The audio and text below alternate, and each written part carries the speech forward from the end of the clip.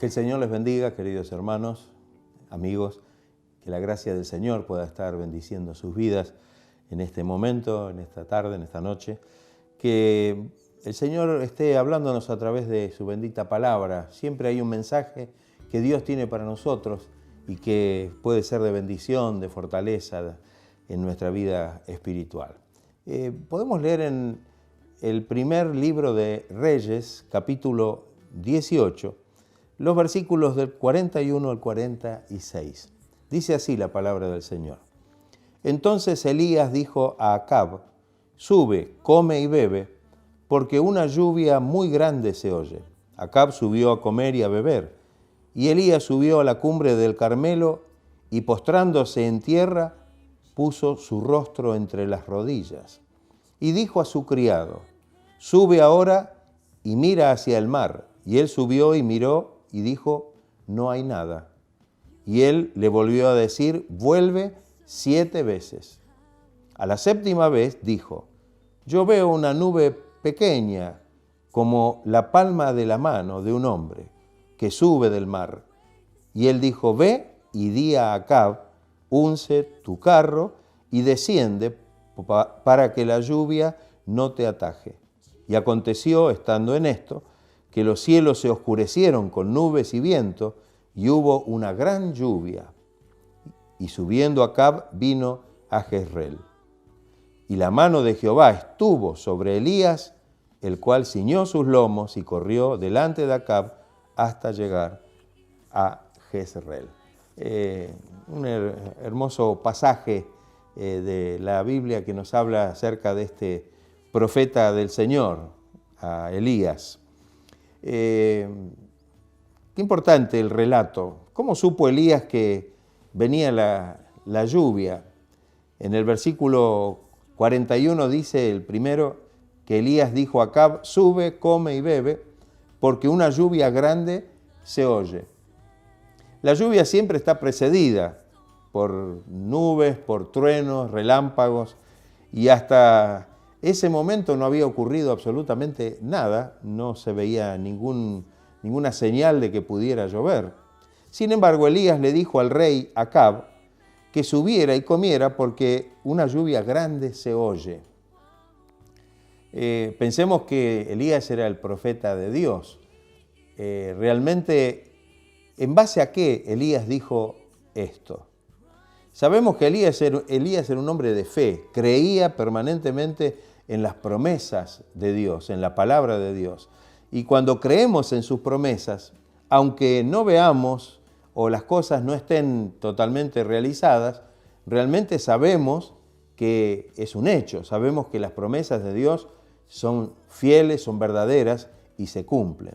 Dios le había prometido a Elías que la lluvia regresaría. En el capítulo 18, versículo 1, le dice Dios a Elías que esto iba a pasar. No necesitaba ver para creer. Si Dios le dijo que esto iba a ocurrir, él tenía la plena certeza, la seguridad que iba a suceder. Quizá podemos recordar, para fijar este concepto, lo que Jesús le dijo a uno de sus discípulos, a Tomás, habiendo resucitado ya de entre los muertos: bienaventurados los que no vieron y creyeron. Y el apóstol expresó: porque todas las promesas del apóstol Pablo, todas las promesas de Dios en Él son sí y en Él amén. No es lo que vemos, sino lo que creemos. Amén. Sabemos que si Dios nos ha hablado y nos ha dicho que va a hacer algo, podemos dar por hecho esto. Tenemos que creer con toda certeza en nuestro corazón. Si Dios había prometido la lluvia seguramente llegaría. Podemos preguntarnos también en qué fundamentó Elías esa confianza.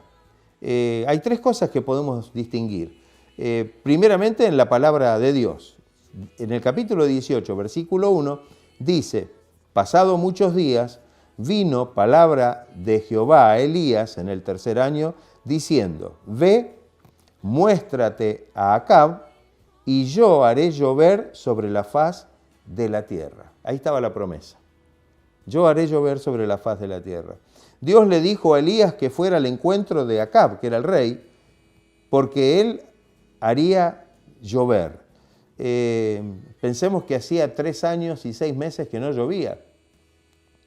Y había una gran sequía, había un problema bastante importante acerca de esto.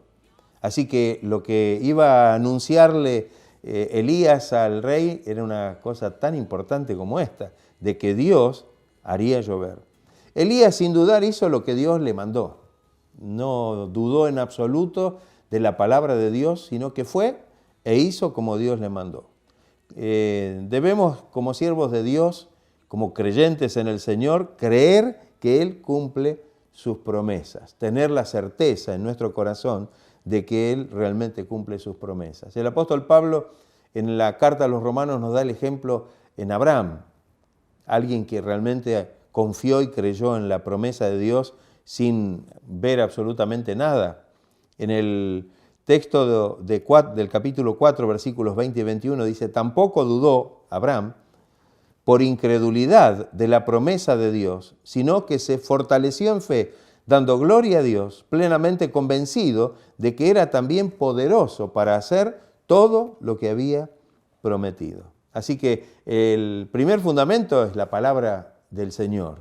La segunda cosa podemos decir fundamentarlo en la voluntad de Dios, es decir, en lo que Dios está dispuesto a hacer. En el capítulo 17, yendo un poco más atrás, versículo 1, entonces Elías, tisbita, que era de los moradores de Galaad, dijo a Acab, vive Jehová Dios de Israel, en cuya presencia estoy, que no habrá lluvia ni rocío en estos años, sino por mi palabra.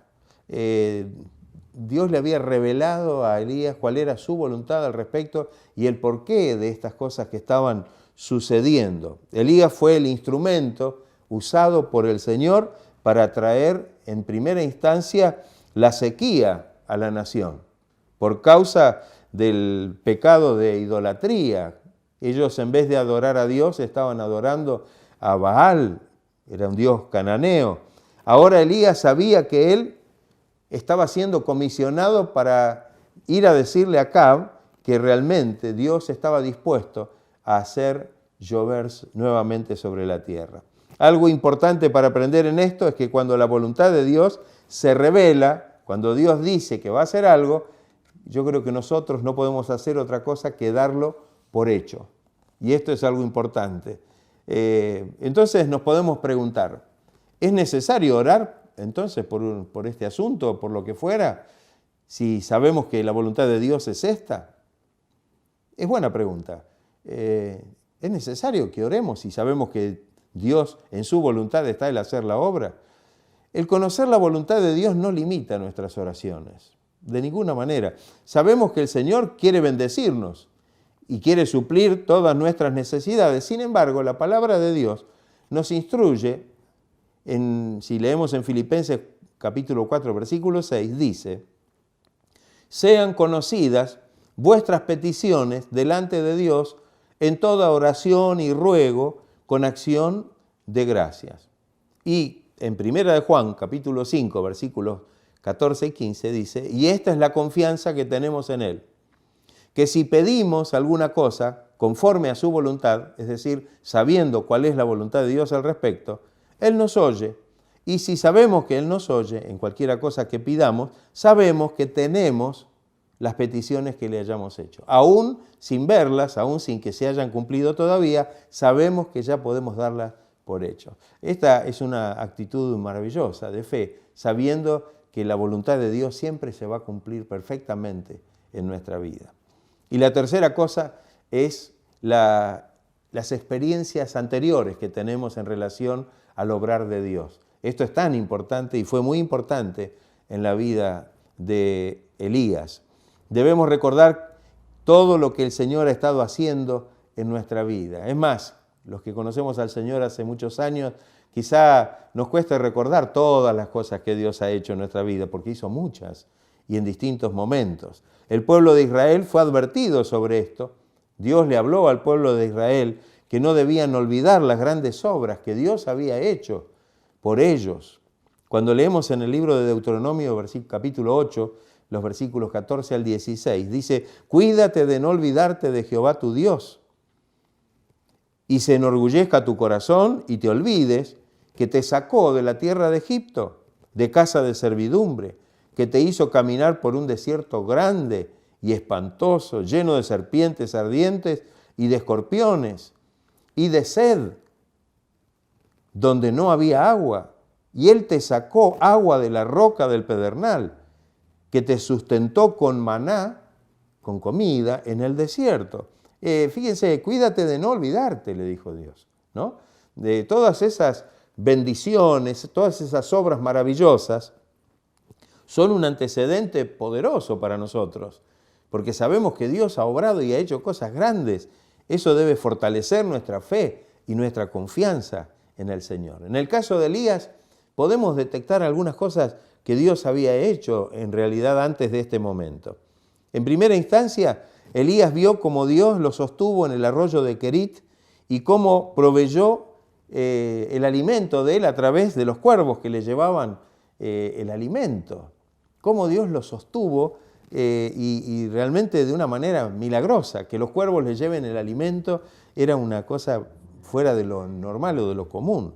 Él vio cómo Dios usó a la viuda, a la pobre viuda, sostenerlo por 2 años, multiplicando la harina y el aceite. ¿Se acuerdan de ese texto donde el Señor proveyó y multiplicó por tanto tiempo la harina y el aceite para que realmente pudieran alimentarse? También resucitó al hijo de la viuda.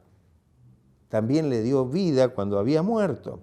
Y la última experiencia es la que había tenido hacía no mucho tiempo con los profetas de Baal.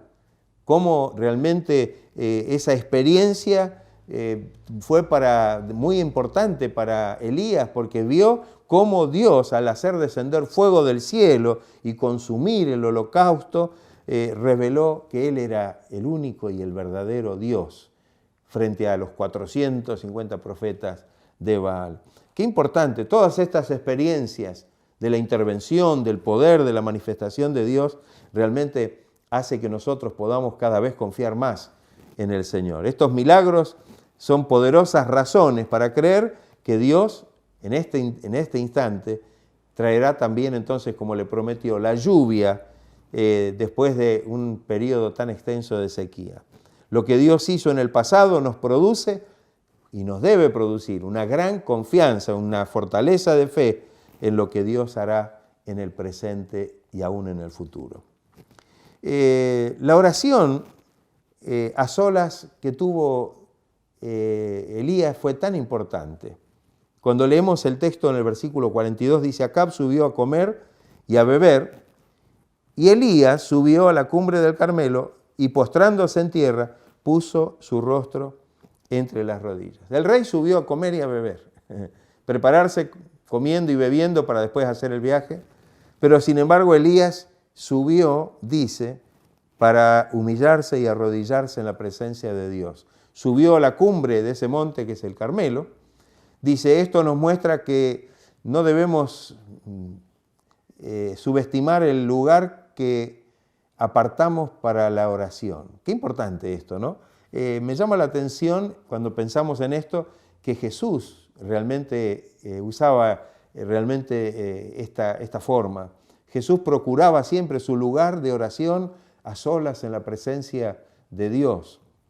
Hay un versículo, Mateo 14, 23, que dice, despedida a la multitud, Jesús despidió a la multitud, subió al monte a orar aparte.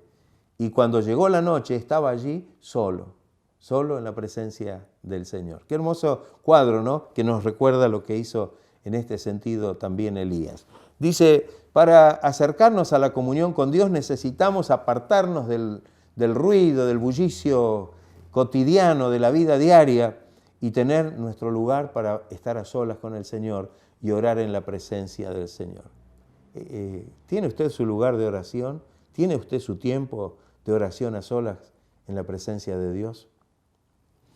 Siguiendo con el texto, dice el versículo, postrándose en tierra, puso su rostro entre sus rodillas. Es decir, que se humilló en la presencia del Señor. El arrodillarse, el postrarse, significa humillarse en la presencia de Dios. Él sabía que necesitaba ahora una manifestación de su poder, obrando nuevamente maravillas, cosas que solamente el Señor podía hacer. Los siervos de Dios son los que se arrodillan ante Dios para poder luego estar en pie ante los hombres. Es una frase que es interesante, ¿no? Hay gente que dice, yo prefiero morir de pie que vivir de rodillas, pero cuando nos arrodillamos en la presencia de Dios podemos estar en pie frente a las situaciones adversas y difíciles y poder tomar la victoria. La oración, leemos el versículo 43 y nos damos cuenta que realmente allí había una oración específica. Y dijo a su criado, sube ahora y mira hacia el mar. Estaban en la cima del monte Carmelo, miraban hacia el mar, en este caso sería el mar Mediterráneo, y dice que él subió y miró, el criado, y cuando volvió le dijo, no hay nada. Y él le volvió a decir, vuelve 7 veces. Sube y mira hacia el mar. Esta fue la indicación que le dio Elías a su criado. Como Elías buscaba una sola cosa, ¿qué era lo que buscaba Elías? Buscaba realmente el indicio de la tormenta que traería la lluvia abundante sobre la tierra. Esta era realmente lo que había en el corazón de Elías. A eso había ido realmente Elías, a ese lugar. La promesa de Dios es que enviaría la lluvia y eso es lo que Elías esperaba ver. Su convicción era que podría ver la bendición de Dios manifestada a través de esa lluvia. La oración debe ser puntual. Cuando encontramos en la oración cosas que divagan, ¿no? Generalidades y a veces yo le llamo esas oraciones cósmicas, ¿no? Oramos por el mundo, oramos por tantas generalidades y realmente a veces tenemos que ser más específicos porque supuestamente hay una necesidad cuando oramos a Dios y esa necesidad tiene que ser expuesta en la presencia de Dios. No es que le vamos a decir al Señor lo que Él tiene que hacer, pero sí le vamos a exponer cuál es la necesidad por la cual estamos orando. Esto es algo importante. Yo quisiera dar 2 ejemplos rápidamente. Uno de ellos es el ciego Bartimeo. El Señor, después de indicar que lo acercaran a Él, ¿qué le dijo al ciego? Le hizo una pregunta. ¿Qué quieres que te haga? ¿Qué quieres que te haga? ¿Cuál era la necesidad de este hombre? Era ciego. ¿Se había dado cuenta el Señor que este hombre era ciego? Sí. Parece que la pregunta del Señor era un poco inconsistente. Sin embargo, el Señor quería que él manifestara cuál era su necesidad. ¿Qué quieres que te haga? El ciego Bartimeo le respondió, Señor, que reciba la vista. Qué importante que el Señor realmente quiso escuchar de su boca cuál era la petición que había en su corazón. Por supuesto que el Señor conoce nuestra necesidad, pero Él quiere que nosotros le pidamos. En Mateo capítulo 7, versículos 7 y 8 dice, pedid y se os dará. Buscad y hallaréis, llamad y se os abrirá, porque todo aquel que pide recibe, y el que busca halla, y al que llama se le abrirá. Qué importante. Otra de las cosas acerca de la oración es la persistencia. Le dijo al criado, cuando subió la primera vez y no vio nada, le dice, bueno, sube 7 veces. Tal vez, no sé cómo lo habrá tomado el criado, si se habrá molestado, que tener que ir 7 veces hasta la cumbre para mirar hacia el mar. Sea como fuera, este hombre tuvo que hacerlo, tuvo que ir las 7 veces para ver realmente lo que esperaban ver, que era realmente que venía la lluvia que Dios había prometido. El hecho que Elías ordenara estas 7 veces, de alguna manera nos habla de la fe, de la confianza que Elías tenía en las promesas de Dios. Amén. Él sabía que en algún momento iban a aparecer las nubes, en algún momento iba a comenzar a llover. Qué importante que cuando tenemos esta confianza se produce lo que esperamos, la respuesta de Dios. El versículo 44 dice, A la séptima vez dijo el criado: yo veo una pequeña nube como la palma de la mano de un hombre que sube del mar. Mire lo que había visto. Y él dijo, Elías: ve y di a Acab, decirle al rey, unce tu carro, prepara tu carro y desciende para que la lluvia no te ataje. Ah, bueno, qué importante esto. Veo una pequeña nube como la palma de una mano y él ya daba por hecho. Qué importante este detalle, qué importante este detalle. A veces la evidencia de la respuesta a la oración suele ser pequeña. Las grandes cosas que van a suceder puede que comiencen a verse como la palma de una mano, con cosas mínimas. Y yo digo, qué importante esto, ¿no? Que cuando Dios empieza la obra, a veces parece que las cosas son pequeñas, pero eso es el indicio y nos tiene que dar la seguridad de que verdaderamente Dios va a hacer una gran obra. A veces las cosas pequeñas que se muestran en las manos de Dios pueden ser luego cosas muy grandes. Tal vez podemos pensar en la alimentación de los 5.000. Lo poco que había, no hay nada para comer. No, mire, lo poco que hay son 5 panes y 2 peces, que no puede servir para alimentar a más de 5.000 personas. Pero en las manos de Dios, en las manos del Señor, pudieron alimentar y pudieron saciar el hambre de tanta gente. Para Elías, aquella incipiente nube era suficiente para decirle al rey que se prepare, que ya la lluvia iba a venir y que lo iba a atajar en el camino. Dios siempre responde. No debemos dudar de sus promesas. Debemos vivir con la expectativa que algo bueno va a suceder. Que Dios en realidad no retarda su promesa. Que el Señor las cumple siempre en el tiempo oportuno. Qué importante para nosotros que podamos tener esa confianza en el Señor. Por último, el último versículo, el 45, dice: y aconteció que estando en esto, estando justamente yendo a avisarle a Acab que se apurara porque la lluvia venía, dice que en un momento los cielos se cubrieron de nubes, se oscurecieron y comenzó el viento y hubo una gran lluvia. Y subiendo Acab vino a Jezreel. Elías le había dicho a Acab que preparara su carro. Y bueno, ahí estaba el cumplimiento, ¿no? Acab dice que fue y se ocupó de esto y enseguida la bendición de Dios pudo realmente derramarse sobre aquel lugar. El versículo 46 dice: y la mano de Jehová estuvo sobre Elías, el cual ciñó sus lomos y corrió delante de Acab hasta llegar a Jezreel. Acá hay algo interesante para finalizar que dice: la distancia del monte donde estaban, el monte Carmelo, a Jezreel, era aproximadamente de unos 16 kilómetros, era una diferencia. Pero Elías, ¿cómo pudo hacer y tener la capacidad, como dice el texto, de correr e ir delante de Acab? Inclusive que Acab iba en un carro, digamos, montado en un carro tirado por caballos, y Elías dice que corriendo iba delante de él. Cuando una persona está bajo la gracia y la unción de Dios, puede hacer cosas que están más allá de sus propias capacidades. Qué importante el hecho de saber que cuando Dios obra con poder en la vida de una persona, podemos hacer cosas que nunca hubiéramos imaginado.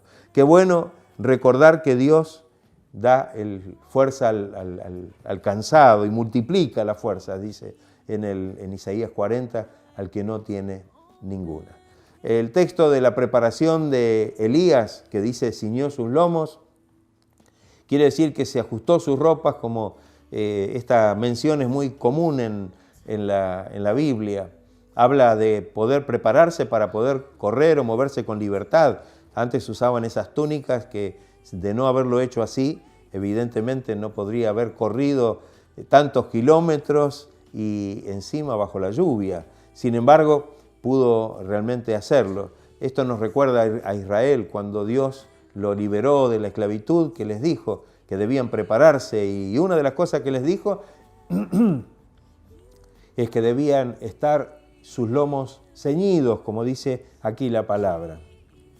Elías quitó todos los obstáculos para poder correr mejor, para poder correr y llegar delante del rey, allí a Jezreel.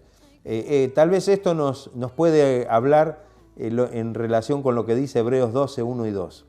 Por tanto, nosotros también, teniendo en derredor nuestro tan grande nube de testigos, despojémonos de todo peso y del pecado que nos asedia, y corramos con paciencia la carrera que tenemos por delante, puestos los ojos en Jesús, el autor y el consumador de la fe. Qué importante. Después de 3 años y medio, Dios abrió otra vez los cielos y la tierra fue realmente ahora empapada con esa lluvia abundante que realmente la estaban esperando hacía 3 años y 6 meses. Elías solamente fue un instrumento en las manos de Dios para que Israel pudiera ver nuevamente la gloria de Dios manifestada. Hermanos, amigos, oremos con fe, como lo hizo Elías. Dice el apóstol Santiago, y con este versículo terminamos, la oración eficaz del justo puede mucho. Elías era hombre sujeto a pasiones semejantes a las nuestras y oró fervientemente para que no lloviese, y no llovió sobre la tierra por 3 años y 6 meses. Y otra vez oró, y el cielo dio lluvia y la tierra produjo su fruto. Que el Señor nos ayude, que podamos saber que debemos confiar plenamente en el Señor, que la palabra y las promesas de Dios en Cristo para nosotros son sí y son amén. Que podamos confiar en la palabra de Dios, podamos orar con confianza y podamos saber que realmente lo que Dios ha prometido para nosotros ya es un hecho. Que el Señor nos ayude, que podamos ejercitarnos en esta confianza para ver la lluvia de bendiciones que Dios quiere, en este caso, derramar sobre nuestras vidas y a través de nuestras vidas también. Vamos a hacer una oración todos unidos. Señor, te doy gracias por este momento tan hermoso en que podemos meditar, reflexionar en tu palabra. Ayúdanos, Señor, para tener esta fe. Así como Elías oró y tuvo esa actitud realmente ferviente en tu presencia y confiando plenamente en tus promesas, nosotros podamos también tener esta misma fe, esta misma confianza para poder adquirir, recibir las bendiciones, Señor, que tú quieres derramar sobre nuestra vida. Señor, que tu lluvia abundante pueda caer sobre cada corazón, que pueda, Señor, empapar esos terrenos secos, Señor, y áridos, nuestros corazones que a veces están faltos de esa bendición, y que podamos ser bendecidos en abundancia para ser testimonios tuyos, para ser testimonios de tu gloria frente a aquellos que aún no te conocen. Señor, bendice a quienes están escuchando esta palabra y obra con poder en sus vidas. Aumentanos esta maravillosa fe. En el nombre de Jesucristo lo pedimos y para gloria de su nombre. Amén. Gracias, Señor amado. Gloria a Dios. Gracias, Señor. Que Dios los bendiga ricamente, hermanos. Que la gracia del Señor pueda estar obrando sobre sus vidas.